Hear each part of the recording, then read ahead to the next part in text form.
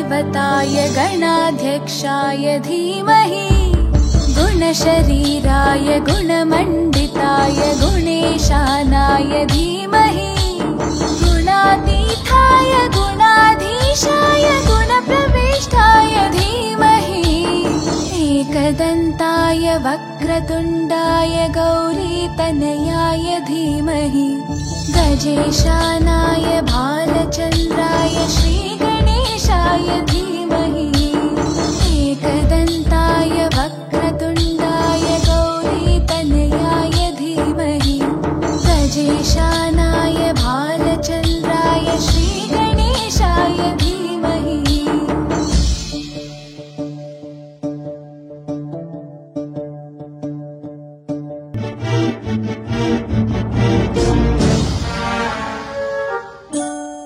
गानचतुराय गानप्राणाय गानान्तरात्मने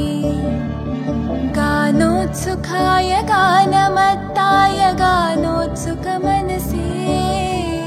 गुरुपूजिताय गुरुदैवताय गुरुकुलस्थायिने गुरुविक्रमाय गुह्यप्रवराय गुरवे गुणगुरवे गुरुदैत्यकलक्षेत्रे गुरुधर्मसकाराध्याय गुरुपुत्रपरित्रात्रे गुरुपाखण्डखण्डकाय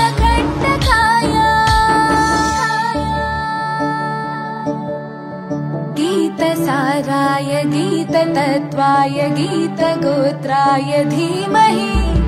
गूढगुल्फाय गन्धमत्ताय गोजयप्रदाय धीमहि